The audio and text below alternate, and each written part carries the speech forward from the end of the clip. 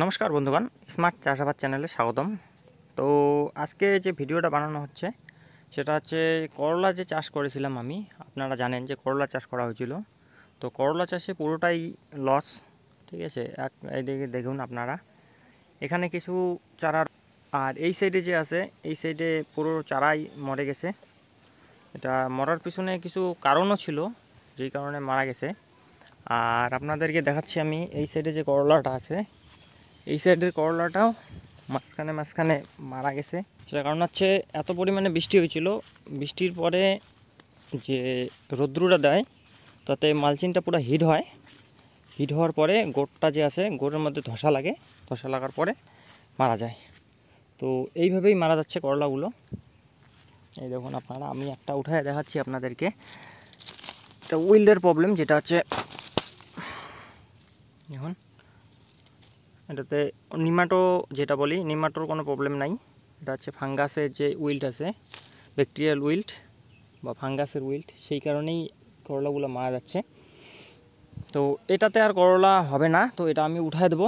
উঠায় দিয়ে অন্য কিছু লাগানোর প্ল্যান আছে। ক্ষেতটা বেশি মারা গেছে, মোট কথা চারা নেই বললেই চলে, এত পরিমাণে চারা মারা গেছে। আর এটা মারা যাওয়ার কারণ হচ্ছে কি, যে এইটার যে জলটা আছে পুরো জলটা এখানে আছে, এখানে আসার পরে কি হয়, অনেকটা জল জমে থাকে। তো যখন জল জমে থাকলে কী হয়, ফাঙ্গাসের অ্যাটাকটা বেশি হয়।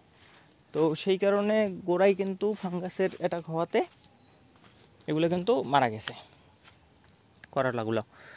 তো আপনারা যদি বর্ষাকালীন কোনো চাষ করেন, তো সেই জায়গাটাতে আপনারা কিন্তু উঁচু জমি অবশ্যই চয়েস করবেন, নিচু জমিতে কোনোদিনও চয়েস করবেন না। কারণ চয়েস করলে কী হবে, যে ফাঙ্গাসের অ্যাটাকে সব মারা যাবে। তো এখানে আরও অন্য নতুন কিছু লাগানোর প্ল্যান আমি করতেছি। আর এই যে দেখুন জল উঠে কী অবস্থা হয়েছে, এখনও পর্যন্ত প্রচুর পরিমাণে রস রয়েছে মাটির নিচে। আপনারা বুঝতে পারতেছেন যে কীরকম পরিস্থিতি। দেখুন ড্রেনটা দেখলেই আপনারা বুঝতে পারবেন। তো এই হয়তো টাক্সার দেওয়া হয়েছে, মালচিন দেওয়া হয়েছে, সবটাই লস, পুরোটাই লস। তো সবসময় যে লাভ হবে তেমন কিছু বিষয় নাই, লসও হয়। কৃষিকাজ করলে আপনারা জানেনই লস, যে প্রত্যেকটাতে চাষেই যে লাভ হবে সেটা কিছু না, লসও হয়। কিছু কিছু ক্ষেত্রে কি হয়, আসলও চলে আসে, কিছু কিছু ক্ষেত্রে লস চলে যায়, আবার কিছু কিছু ক্ষেত্রে লাভও হয়। আর এটা যদি হতো, মানে করলাটা যদি আমার ঠিকঠাক মতো থাকতো, তাহলে প্রচুর লাভ হতো। কেননা এবার করলার বাজার কিন্তু প্রচুর, 60 টাকা 70 টাকা কিলো পাইকারি। আর যারা উত্তরবঙ্গ থেকে দেখছেন তারা তো জানেনই কী পরিমাণে বৃষ্টি হয়েছে। তো তারপরেও কিছুটা আছে, কিছু বিক্রি করা হয়েছে, 2-3 হাজার টাকার মতো করলা বিক্রি করা হয়েছে। আর এটাতে যে জারটা লাগানো হয়েছে সেটা হয়েছে 13-15। চিন্তা ছিল যে মালচিনটা উঠায় দিয়ে কিছুটা সার দিয়ে আবার বেডগুলো তৈরি করার, কিন্তু সেইভাবে মনে হচ্ছে না যে করা যাবে। মালচিনটা উঠানোর পরে পুরোটাই আবার যদি এটাতে আবার বেডটা তৈরি করি ভালো করে, তাহলে কী হবে, এটাকে পুরোটাকে খুলতে হবে। আর যে জানলাটা আছে, জানলাটা খোলা এত সম্ভব না, কারণ জানলাটা খুব প্রচুর পরিশ্রম হয়েছে আর প্রচুর লেবার খরচা হয়েছে এটা তৈরি করতে।